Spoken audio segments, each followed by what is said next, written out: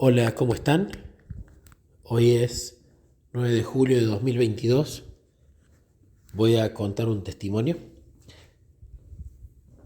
Comúnmente, yo cuando me levanto a la mañana, antes de empezar a trabajar, tengo mi tiempo devocional con Jesús, aplicando el método que expliqué en algunos testimonios anteriores.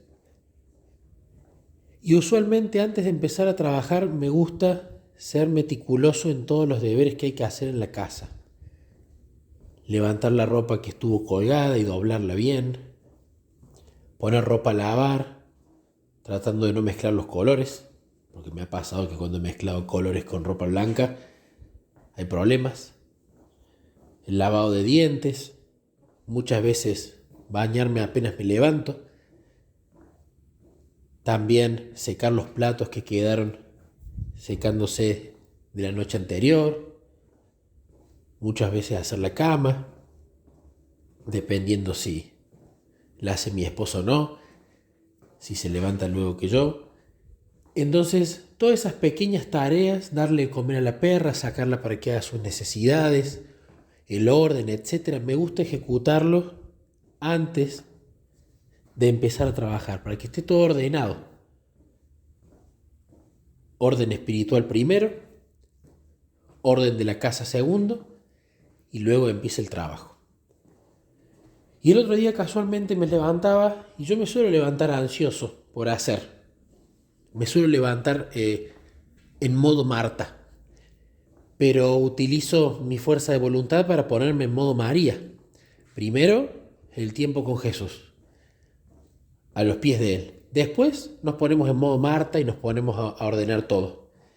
El problema es cuando lo hacemos al revés, cuando nos levantamos en modo Marta y el modo María lo dejamos o para ningún momento del día o para demasiado tarde. Y esa mañana me levanté entendiendo que tenía que pasar un tiempo con Jesús, entendiendo que tenía que hacer las cosas en la casa y luego empezar a trabajar. Pero yo tenía el deseo de empezar a trabajar rápido. Entonces, mientras me estaba cambiando, hablaba con Jesús. Usualmente cuando abro los ojos, lo primero que hago es decirle buen día a Él y empiezo a interceder por mi círculo de influencia más cercano, mi familia más cercana, mis familiares, a veces algunos amigos, depende de quién trae a la mente Jesús. Y vienen las charlas durante el aseo personal y durante el cambio de ropa. Y le comentaba a Jesús, ¿tiene sentido que me ponga a hacer cada cosa de la casa antes de empezar a trabajar? O en lugar de hacerlo meticulosamente, ¿no tenía que hacerlo rápido, lo más rápido posible y ahorrar tiempo en eso? Porque a veces quiero empezar a trabajar temprano, pero tengo el culto primero, luego todos estos detalles de la casa que mencioné y varios más, y luego empezar a trabajar. Entonces, hablé con Jesús y aquí es donde viene el uso correcto de la fuerza de voluntad. Usualmente cuando todo está mal es fácil buscarlo a Jesús, es natural. No funciona nada, no funciona lo que nosotros queremos hacer, no encontramos ayuda, lo buscamos naturalmente. Entonces tener comunión con Él en la tristeza es fácil. No hay casi que hacer esfuerzo. Pero tener comunión con Él cuando todo está bien, allí está la verdadera batalla de la fe. Que sin importar cómo me sienta, sin importar lo apurado que esté, sin importar si mis necesidades primarias y básicas están cubiertas, yo igual entiendo, racionalmente, no emocionalmente, que lo primero que tengo que hacer en el día es pasar ese tiempo con Él. Por eso el patrón que se ha dado a lo largo de la historia desde el Edén es que cuando la gente está afligida y oprimida porque tomó la decisión de alejarse de Dios y de su protección, ahí viene el clamor y las lágrimas. Pero cuando está en la prosperidad, en que nada le falta, ahí es cuando dejan de buscarlo. Y al fin y al cabo, eso termina demostrando que se lo buscaba a Dios por las razones incorrectas, no para conocerlo o por quién Él es, sino por los dones dados, por los regalos dados, inmerecidos. Entonces allí radica la verdadera batalla de la fe. Entonces esta mañana que estaba apurado, siempre recuerdo lo que dice la parábola de la vid, donde hay condiciones que cumplir para obtener el beneficio. Si vos permanecés en mí, yo voy a permanecer en vos. No va a ser de la otra forma. Si mis palabras permanecen en vos, yo ahí te voy a limpiar y podar. No, te voy a limpiar y podar primero. Si vos permaneces en mí, vas a dar fruto. No te voy a dar el fruto para que permanezcas en mí. Y lo más lindo de todo, el verdadero gozo va a venir como resultado de la permanencia. Pero yo no te voy a poner en tu corazón gozo primero, ganas primero, emociones primero para que vos me busques. No. Vos ahí tenés que hacer tu esfuerzo para buscarme. Y como resultado de buscarme, pasando tiempo de calidad, a solas, en oración y meditación, yo te voy a dar mi gozo, si permaneces el tiempo suficiente. Me hace acordar, de hecho, cuando Elena de White habla en el capítulo de Patriarcas y Profetas sobre Sansón, ella casi en la conclusión de la historia habla de el mal uso de la frase el carácter fuerte, ¿no? Cuando una persona es iracunda, irascible, terca, esa persona tiene carácter fuerte. Y ella habla, no, eso es un carácter débil. La fortaleza del carácter, dice ella, tiene que ver con la cantidad de emociones que uno domina y no con la cantidad de emociones que lo dominan a uno. Sansón era el hombre más fuerte, pero el más débil, dice ella. El más fuerte en cuanto a la fuerza física, pero el más débil porque prácticamente todas sus emociones dominaban a su razón y él terminaba obedeciendo a su sistema límbico y no al sistema cerebral donde está la razón.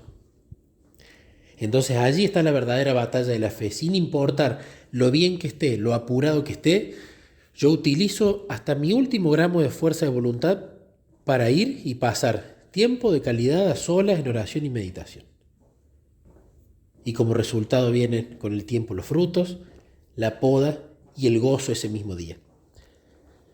Entonces ese día que le había planteado este asunto a Jesús sobre las tareas pequeñas, las tareas del hogar, la meticulosidad con las que las estaba haciendo, y si no podía ahorrar tiempo o haciéndolas más adelante o haciéndolas más rápido, si él aprobaba esa meticulosidad, si tenía sentido, es que decidí pasar ese tiempo devocional con él de calidad, no apurado. Y en la lectura de orden cronológico que voy haciendo, con los textos del Espíritu de Profecía, más los comentarios de Elena del Comentario Bíblico Adventista, más la Biblia, tocaba leer el capítulo 17 de Profetas y Reyes, que se llama El llamamiento de Eliseo. Y al leerlo y al irlo charlando con él y al irle comentando sobre este tema que me preocupaba, leí lo siguiente y vino la respuesta. El padre de Eliseo era un agricultor rico, dice, cuya familia se contaba entre los que no habían doblado la rodilla ante Baal en un tiempo de apostasía casi universal. En su casa se honraba a Dios y la obediencia a la fe del antiguo Israel era la norma de la vida diaria. En tal ambiente habían transcurrido los primeros años de Eliseo. En la quietud de la vida en el campo, bajo la enseñanza de Dios y de la naturaleza, y gracias a la disciplina del trabajo útil, adquirió hábitos de sencillez y de obediencia a sus padres y a Dios que contribuyeron a hacerlo idóneo para el alto puesto que había de ocupar más tarde. Llegó el llamamiento profético a Eliseo, mientras que con los criados de su padre él estaba arando en el campo. Se había dedicado al trabajo que tenía más a mano. Poseía capacidad para ser dirigente entre los hombres y la mansedumbre de quien está dispuesto a servir. Dotado de un espíritu tranquilo y amable, era sin embargo enérgico y firme. Manifestaba integridad y fidelidad, así como amor y temor de Dios. Y en el humilde cumplimiento del trabajo diario, adquirió fuerza de propósito y nobleza de carácter, mientras crecía constantemente en gracia y en conocimiento. Al cooperar con su padre en los deberes del hogar, aprendía a cooperar con Dios. Y ahí es lo primero que ya empezó a llamar mi atención. Vino ese gozo hermoso e inexplicable.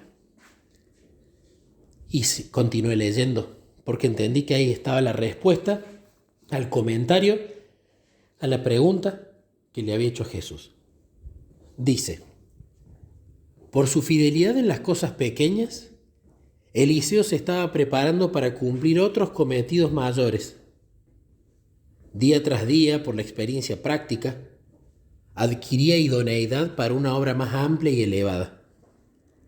Aprendía a servir y al aprender esto, aprendía también a dar instrucciones y a dirigir. Esto encierra una lección para todos. Nadie puede saber lo que Dios se propone lograr con sus disciplinas, pero todos pueden estar seguros de que la fidelidad en las cosas pequeñas es evidencia de idoneidad para llevar responsabilidades mayores. Cada acto de la vida es una revelación del carácter, y únicamente aquel que en los deberes pequeños demuestra ser obrero que no tiene de qué avergonzarse, según 2 de Timoteo 2:15, puede ser honrado por Dios con una invitación a prestar un servicio más elevado. El que considera que no tiene importancia la manera en que cumple las tareas más pequeñas, demuestra que no está preparado para un puesto de más honra. Puede considerarse muy competente para encargarse de los deberes mayores, pero Dios mira más hondo que la superficie. Después de la prueba, queda escrita esta sentencia contra él: pesado has sido en balanza y fuiste hallado falto. Su infidelidad reacciona sobre él mismo. No obtiene la gracia, el poder, la fuerza de carácter que se reciben por una entrega sin reservas. Por no estar relacionados con alguna obra directamente religiosa, muchos consideran que su vida es inútil, que nada hacen para hacer progresar el reino de Dios. Si tan solo pudiesen hacer algo grande, con cuánto gusto lo emprenderían. Pero porque solo pueden servir en cosas pequeñas, se consideran justificados por no hacer nada. En esto yerran. Un hombre puede estar sirviendo activamente a Dios mientras se dedica a los deberes comunes de cada día, mientras derriba árboles, prepara la tierra o sigue el arado. La madre que educa a sus hijos para Cristo está tan ciertamente trabajando para Dios como el ministro en el púlpito. Muchos sienten el anhelo de poseer algún talento especial con que hacer una obra maravillosa, mientras pierden de vista los deberes que tienen a mano, cuyo cumplimiento llenaría la vida de fragancia. Ejecuten los padres los deberes que se encuentran directamente en su camino. El éxito no depende tanto del talento como de la energía y de la buena voluntad. No es la posesión de talentos magníficos lo que nos habilita para prestar un servicio aceptable, sino el cumplimiento concienzudo de los deberes diarios, el espíritu contento, el interés sincero y sin afectación por el bienestar de los demás. En la suerte más humilde puede hallarse verdadera excelencia. Las tareas más comunes, realizadas con una fidelidad impregnada de amor, son hermosas a la vista de Dios. Así que cuando leí esto, no solamente me emocionó mucho, brotó el agradecimiento, brotó el gozo por una respuesta dada, sino que fue un mensaje directo de Jesús de continuar siendo fiel en las cosas pequeñas, y batallar contra algo que siempre me ha costado. Siempre se dice, hay una frase que me gusta, que dice que la persona que está con depresión tiene un exceso de pasado. La persona que está con ansiedad tiene un exceso de futuro. Y que lo difícil es vivir en el tiempo presente. Y es justamente uno de mis mayores pedidos en la oración. Ayúdame, Jesús, a disfrutar los procesos. Cuando no era cristiano, y me sigue pasando muchas veces ahora, anhelo y disfruto cuando llego a las metas. Pero eso es un grave error. Porque el llegar a la meta lleva un proceso que incurre tiempo, y el disfrute de la meta es algo efímero, se pasa rápido. Porque cuando uno llega a una meta, no se tiene que quedar estancado ahí. Tiene que pensar en la siguiente. Entonces, si los procesos los padecemos y solamente las metas las disfrutamos, la mayoría del tiempo vamos a estar, en el caso del ansioso, con el exceso de futuro, cuando llegue a la meta, cuando la logre. Y los procesos van a ser molestos. Entonces veo en todos estos textos donde Jesús dice fidelidad en lo pequeño, minuciosidad en lo pequeño, hacelo pequeño conmigo. Lo veo con igual amor e interés el que vos te ocupes de las tareas del hogar que si estuvieras predicando como un misionero en África. Porque lo importante no es la tarea, es con quién la estás haciendo. Si bien a mí me gusta trabajar en la iglesia, me gusta mi trabajo secular, me gusta, por sobre todas las cosas, el tiempo devocional con Jesús, me gusta el tiempo devocional de matrimonio y con los chicos, creo que el secreto es aprender a disfrutar cada cosa que hagamos. Todo. Y a hacerla como si la estuviésemos haciendo para Jesús. Pero quizás el grave error que he cometido es categorizar las actividades. Esto sí es más importante que esto no. No. Todo es importante, pero tenés que hacerlo con Él.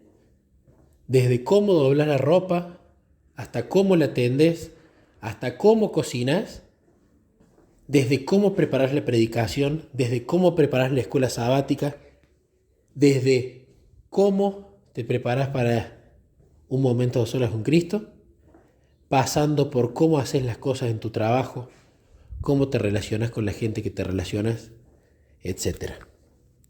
Cuento este testimonio, como siempre, primero para la gloria de Dios, con el anhelo de que ayude a alguien a darse cuenta de que no tiene que ver con la grandeza de la tarea, sino con la calidad que le ponemos y con quién la hacemos. Y ojalá sirva para que más personas se den cuenta de este asunto.